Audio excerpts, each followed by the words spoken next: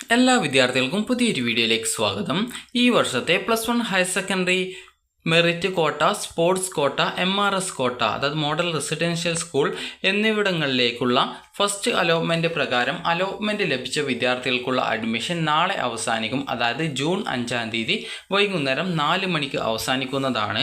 അപ്പോൾ അലോട്ട്മെൻറ്റ് ലഭിച്ച വിദ്യാർത്ഥികൾ നാളെ വൈകുന്നേരത്തിനകം പോയിട്ട് അഡ്മിഷൻ നേടേണ്ടതാണ്. അപ്പോൾ വിദ്യാർത്ഥികൾ രാവിലെ തന്നെ പോയിട്ട് അഡ്മിഷനായിട്ട് പോവുക. കാരണം ആപ്ലിക്കേഷനിൽ എന്തെങ്കിലും, അതായത് നിങ്ങളുടെ ഡോക്യുമെൻസിൽ എന്തെങ്കിലും തെറ്റുകളൊക്കെ ഉണ്ടെങ്കിൽ കൃത്യമായിട്ട് സ്കൂളിൽ നിന്ന് നിങ്ങൾക്ക് മനസ്സിലാക്കി കഴിഞ്ഞാൽ പെട്ടെന്ന് തന്നെ പോയിട്ട് അത് കറക്റ്റാക്കി അഡ്മിഷൻ നേടാൻ സാധിക്കുന്നതാണ്. അതുപോലെ തന്നെ വിദ്യാർത്ഥികൾ ചോദിച്ച പ്രധാനപ്പെട്ട കാര്യമാണ് ടെമ്പററി അഡ്മിഷൻ അതുപോലെ തന്നെ പെർമനൻറ്റ് അഡ്മിഷൻ ആരൊക്കെയാണ് എടുക്കേണ്ടത് എന്നുള്ളത്. അപ്പോൾ ആ ഒരു കാര്യത്തെക്കുറിച്ച് വിശദമായിട്ടുള്ള വീഡിയോ ചാനലിൽ അപ്ലോഡ് ചെയ്തിട്ടുണ്ടെങ്കിലും വിദ്യാർത്ഥികൾ നിരവധി സംശയങ്ങൾ അതേക്കുറിച്ച് ചോദിക്കുന്നുണ്ട്. അപ്പോൾ അതുകൊണ്ടാണ് ഈ ഒരു വീഡിയോ ഒന്നുകൂടി തയ്യാറാക്കിയിട്ടുള്ളത്. അപ്പോൾ ആരൊക്കെയാണ് ടെമ്പററി അഡ്മിഷൻ എടുക്കേണ്ടത്, ആരൊക്കെയാണ് പെർമനൻറ്റ് അഡ്മിഷൻ എടുക്കേണ്ടത് എന്നുള്ള കാര്യം പറയാം. അപ്പോൾ വിദ്യാർത്ഥികൾ നാളെ തന്നെ പോയിട്ട് അഡ്മിഷൻ നേടാൻ ശ്രദ്ധിക്കുക. നാളെ എന്ന് പറയുമ്പോൾ ജൂൺ 5-ാം തീയതി വൈകുന്നേരം 4 മണിക്കുള്ളിൽ വിദ്യാർത്ഥികൾ പോയിട്ട് അഡ്മിഷൻ നേടുക. അപ്പോൾ ഈ ഒരു ഡേറ്റ് കൃത്യമായിട്ട് പറയാൻ കാരണം എന്ന് പറയുന്നത്, നിങ്ങൾ ചിലപ്പോൾ ജൂൺ 5-നാണ് കാണുന്നതെങ്കിൽ പ്രത്യേകിച്ച് നാളെ എന്ന് വെച്ചാൽ ജൂൺ 6 എന്ന് വിചാരിച്ചു പോകും. അപ്പോൾ അതുകൊണ്ടാണ് പറയുന്നത് ജൂൺ 5-ാം തീയതി വൈകുന്നേരം 4 മണി വരെയാണ് അഡ്മിഷൻ ഉണ്ടായിരിക്കുക. അപ്പോൾ അതുകൊണ്ട് തന്നെ നിങ്ങൾ നേരത്തെ തന്നെ പോയിട്ട് അഡ്മിഷനായിട്ട് പോകാനായിട്ട് ശ്രദ്ധിക്കുക. കാരണം വിദ്യാർത്ഥികൾ അലോട്ട്മെൻറ്റ് ലഭിച്ച് നിങ്ങൾ അഡ്മിഷൻ നേടിയിട്ടില്ലെങ്കിൽ ഏത് കോട്ടയിലാണോ അലോട്ട്മെൻറ്റ് കിട്ടിയത് ആ ഒരു വിഭാഗത്തിൽ നിന്നുള്ള അലോട്ട്മെൻറ്റ് പ്രോസസ്സിൽ നിന്ന് നിങ്ങൾ പുറത്താക്കപ്പെടുന്നതാണ്. അതുപോലെ നിങ്ങളുടെ അപേക്ഷയിൽ എന്തെങ്കിലും തെറ്റുകൾ ഉണ്ടെങ്കിൽ, അതായത് ഇപ്പോൾ ഒരു വിദ്യാർത്ഥി പറഞ്ഞതായിരുന്നു OBC എന്നുള്ള കാര്യം OEC എന്നായിരുന്നു നിങ്ങളുടെ അപേക്ഷയിൽ കൊടുത്തിട്ടുള്ളത്. അപ്പോൾ എന്താണ് ചെയ്യുക എന്ന് ചോദിച്ചു കഴിഞ്ഞാൽ ആ ഒരു വിദ്യാർത്ഥിയും സ്കൂളിൽ അഡ്മിഷനായിട്ട് പോവുക. അഡ്മിഷനായിട്ട് പോയി കഴിഞ്ഞാൽ നിങ്ങളുടെ അപ്ലിക്കേഷനിൽ, അതായത് ഈ ഒരു കാറ്റഗറി തെറ്റിപ്പോയി എന്ന് പറഞ്ഞുകൊണ്ട് സ്കൂളിൽ നിന്ന് നിങ്ങൾക്ക് അഡ്മിഷൻ തരില്ല. അപ്പോൾ അങ്ങനെയെങ്കിൽ നിങ്ങൾക്ക് അതൊരു പ്രോബ്ലം ആവില്ല. കാരണം അങ്ങനെയെങ്കിൽ നിങ്ങൾക്ക് സപ്ലിമെൻ്ററി ഘട്ട അലോട്ട്മെൻറ്റിൽ നിങ്ങൾക്ക് പങ്കെടുക്കാനായിട്ട് സാധിക്കും. അതേസമയം നിങ്ങൾ ഈ ഒരു OBC എന്നുള്ളത് OEC ആയിപ്പോയി, അപ്പോൾ അത് തെറ്റായിപ്പോയി, അതുകൊണ്ട് പോയാൽ അഡ്മിഷൻ കിട്ടില്ല എന്ന് വിചാരിച്ച് നിങ്ങൾ വീട്ടിൽ തന്നെ ഇരിക്കുകയാണ് എങ്കിൽ പിന്നീട് നിങ്ങൾ അഡ്മിഷനായിട്ട് പോയിട്ടില്ല എന്ന കാരണം പറഞ്ഞുകൊണ്ട് നിങ്ങളെ അലോട്ട്മെൻറ്റ് പ്രോസസ്സിൽ നിന്ന് പുറത്താക്കും. പിന്നീട് ഈ വർഷത്തെ ആ ഒരു ജില്ലയിലെ ഹയർ സെക്കൻഡറി അലോട്ട്മെൻറ്റിൽ നിന്ന് നിങ്ങൾക്ക് ഏത് കോട്ടയിലാണോ നിലവിൽ അലോട്ട്മെൻറ്റ് കിട്ടി നിങ്ങൾ അഡ്മിഷൻ എടുക്കാത്തത് അതിൽ നിന്നും നിങ്ങളെ പുറത്താക്കും. പിന്നീട് അതിൽ നിങ്ങൾക്ക് സപ്ലിമെൻ്ററി ഘട്ടത്തിൽ പോലും പങ്കെടുക്കാൻ സാധിക്കാതെ വരും. അപ്പോൾ അതുകൊണ്ട് തന്നെ നിങ്ങളുടെ അപേക്ഷയിൽ തെറ്റുണ്ട് എങ്കിൽ കൂടി അലോട്ട്മെൻറ്റ് കിട്ടിയിട്ടുണ്ടെങ്കിൽ സ്കൂളിൽ അഡ്മിഷനായിട്ട് പോവുക. അപ്പോൾ സ്കൂളിൽ നിന്ന് നിങ്ങൾക്ക് അഡ്മിഷൻ തരുന്നില്ലെങ്കിൽ അപ്ലിക്കേഷനിൽ തെറ്റുണ്ട് എന്ന് പറഞ്ഞുകൊണ്ട് അവർ കൃത്യമായിട്ട് രേഖപ്പെടുത്തും. അപ്പോൾ അങ്ങനെയെങ്കിൽ വിദ്യാർത്ഥികൾക്ക് ഈ ഒരു പിന്നീടുള്ള സപ്ലിമെൻ്ററി ഘട്ട അലോട്ട്മെൻറ്റിൽ ആപ്ലിക്കേഷൻ എഡിറ്റ് ചെയ്ത് നിങ്ങൾക്ക് അപേക്ഷ സമർപ്പിച്ച് അതിൽ പങ്കെടുത്ത് അലോട്ട്മെൻറ്റ് നേടാൻ സാധിക്കും.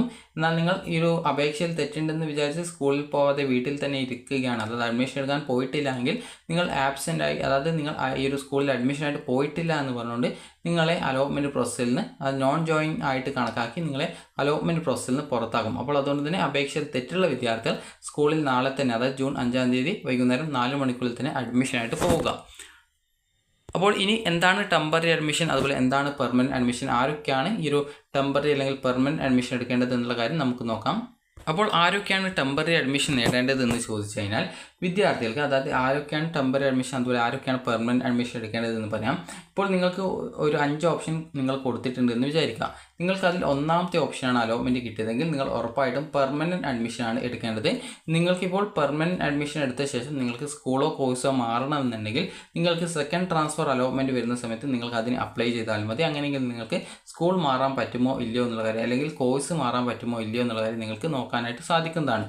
അതുപോലെ തന്നെ നിങ്ങൾക്കിപ്പോൾ 2ാമത്തെ ഓപ്ഷനോ അതിന് താഴെയുള്ള മറ്റേതെങ്കിലും ഓപ്ഷനുകളോ ആണ് അലോട്ട്മെൻ്റ് ആയിട്ട് കിട്ടിയതെങ്കിൽ നിങ്ങൾക്ക് ആവശ്യമുള്ള വിദ്യാർത്ഥികൾക്ക് പെർമനൻറ്റ് അഡ്മിഷൻ എടുക്കാം, അല്ലെങ്കിൽ നിങ്ങൾക്ക് ടെമ്പററി അഡ്മിഷൻ തന്നെ എടുക്കാൻ സാധിക്കുന്നതാണ്.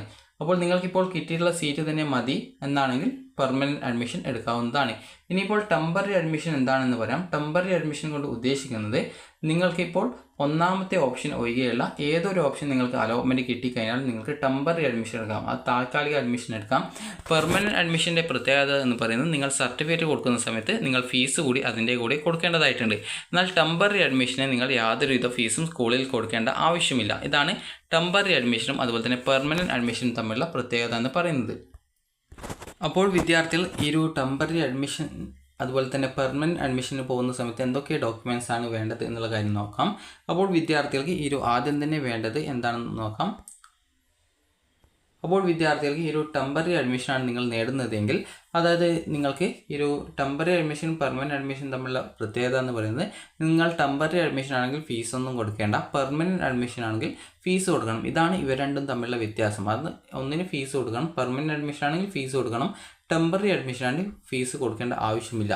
അതുപോലെ തന്നെ നിങ്ങൾ ശ്രദ്ധിക്കേണ്ട പ്രധാനപ്പെട്ട കാര്യം എന്ന് പറയുന്നത്, നിങ്ങൾക്ക് പെർമനൻറ്റ് അഡ്മിഷൻ നേടണമെന്നാണ് ആഗ്രഹിക്കുന്നതെങ്കിൽ പെർമനൻറ്റ് അഡ്മിഷൻ നേടാവുന്നതാണ്. അതുപോലെ തന്നെ ഹയർ ഓപ്ഷൻസ് വേണ്ടാത്തവർക്ക് ഹയർ ഓപ്ഷൻസ് ക്യാൻസൽ ചെയ്ത് കൊടുക്കാവുന്നതും ആണ്. അതിനുള്ള ഫോം സ്കൂളിൽ നിന്ന് കിട്ടുന്നതായിരിക്കും.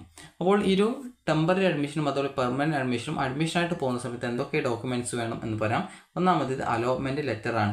അപ്പോൾ ഇത് നിങ്ങൾക്ക് ഡൗൺലോഡ് ചെയ്യാൻ പറ്റിയിട്ടില്ലെങ്കിൽ സ്കൂളിൽ പോകുന്ന സമയത്ത് നിങ്ങൾക്ക് സ്കൂളിൽ നിന്ന് പ്രിൻറ്റ് എടുത്ത് തരുന്നതായിരിക്കും. അതുപോലെ തന്നെ അടുത്തതായിട്ട് വേണ്ടത് SSLC സർട്ടിഫിക്കറ്റ് ആണ്. ഇത് നിങ്ങൾക്ക് ഒറിജിനൽ കിട്ടിയിട്ടില്ല എങ്കിൽ നിങ്ങൾ SSLC റിസൾട്ട് നോക്കിയ സമയത്തുള്ള അതിൻ്റെ കോപ്പി മതിയാകും.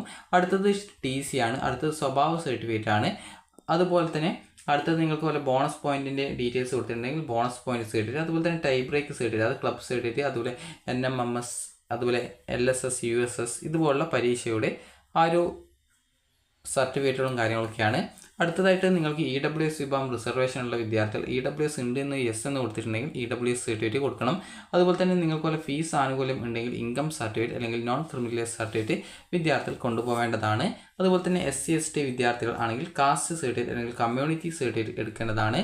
അതുപോലെ തന്നെ വിദ്യാർത്ഥികൾക്ക് ആധാർ കാർഡ് ഉണ്ടെങ്കിൽ ആധാർ കാർഡിൻ്റെ കോപ്പി എടുക്കേണ്ടതാണ്. അതുപോലെ നിങ്ങൾ പെർമനൻറ്റ് അഡ്മിഷനാണ് എടുക്കുന്നതെങ്കിൽ വിദ്യാർത്ഥികൾ നിങ്ങളുടെ ഒരു passport size photo, 2 passport size photo എടുക്കുക. അതുപോലെ തന്നെ അടുത്തതായിട്ട് വേണ്ടത് വിദ്യാർത്ഥികൾ ഈ ഒരു അഡ്മിഷനായിട്ട് പോകുന്ന സമയത്ത് നിങ്ങൾ ഈ ഒരു പെർമനൻറ്റ് അഡ്മിഷനാണ് എടുക്കുന്നതെങ്കിൽ ഫീസ് എടുക്കണം. ടെമ്പററി അഡ്മിഷൻ ആണെങ്കിൽ ഫീസ് എടുക്കേണ്ട ആവശ്യമില്ല. കാരണം ടെമ്പററി അഡ്മിഷന് ഫീസൊന്നും കൊടുക്കേണ്ടതില്ല. അതുപോലെ തന്നെ വിദ്യാർത്ഥികൾക്ക് അടുത്തതായിട്ട് വേണ്ടത് അതായത് ഇത്രയുമാണ് നിങ്ങൾക്ക് വേണ്ടത്. അതുപോലെ തന്നെ ചില സ്കൂളുകളിൽ നിങ്ങളോട് നാറ്റിവിറ്റി സർട്ടിഫിക്കറ്റ് ചോദിക്കും. നാറ്റിവിറ്റി എന്ന് പറഞ്ഞാൽ നിങ്ങൾ കേരളൈറ്റ് ആണെന്ന് തെളിയിക്കുന്ന ആവശ്യമായിട്ടുള്ള ഡോക്യുമെൻ്റാണ്. ഒരു വിദ്യാർത്ഥി പറഞ്ഞിട്ടുണ്ടായിരുന്നു സ്കൂളിൽ പോയ സമയത്ത് നാറ്റിവിറ്റി സർട്ടിഫിക്കറ്റ് അതുപോലെ റെസിഡൻഷ്യൽ സർട്ടിഫിക്കറ്റ് ഇല്ലാതെ അഡ്മിഷൻ തരില്ല എന്ന് പറഞ്ഞിട്ടുണ്ടായിരുന്നു എന്നുള്ളത്. അപ്പോൾ വിദ്യാർത്ഥികൾ ചെയ്യേണ്ടത് നാറ്റിവിറ്റി സർട്ടിഫിക്കറ്റ് നിങ്ങളുടെ കയ്യിലില്ലെങ്കിൽ നിങ്ങൾ ഒന്നുകിൽ നിങ്ങളുടെ ബർത്ത് സർട്ടിഫിക്കറ്റ്, അത് ജനന സർട്ടിഫിക്കറ്റ് എടുക്കുക. അതിൽ നിങ്ങൾ കേരളത്തിലെ ഏതെങ്കിലും പ്ലേസിലാണ് ജനിച്ചത് എന്നുണ്ടെങ്കിൽ നിങ്ങൾക്ക് ആ ഒരു ബർത്ത് സർട്ടിഫിക്കറ്റ് എടുക്കാവുന്നതാണ്. അതുപോലെ തന്നെ റെസിഡൻഷ്യൽ സർട്ടിഫിക്കറ്റ് എന്ന് പറയുമ്പോൾ നിങ്ങളുടെ താമസിക്കുന്ന അതിൻ്റെ അഡ്രസ്സ് തെളിയിക്കാൻ വേണ്ടിയിട്ടാണ്. അപ്പോൾ അത് നിങ്ങളുടെ റേഷൻ കാർഡ് ഉണ്ടെങ്കിൽ റേഷൻ കാർഡ് ഒറിജിനൽ എടുക്കുക. അതിനോടൊപ്പം അതിൻ്റെ ഒരു 2 ഫോട്ടോസ് സ്റ്റാറ്റ് കൂടി നിങ്ങൾ എടുക്കുക. ഇത്രയുമാണ് നിങ്ങൾ അഡ്മിഷൻ സമയത്ത് പോകുന്ന സമയത്ത് എടുക്കേണ്ടത്. അപ്പോൾ നാളെ രാവിലെ തന്നെ പോയിട്ട് അഡ്മിഷൻ നേടാൻ ശ്രദ്ധിക്കുക. കാരണം നിങ്ങളുടെ ആപ്ലിക്കേഷനിൽ എന്തെങ്കിലും ഡോക്യുമെൻറ്റ്സിൻ്റെ കുറവുണ്ടെങ്കിൽ അത് നിങ്ങൾക്ക് സ്കൂളിൽ നിന്ന് പറഞ്ഞു തരുന്നതായിരിക്കും.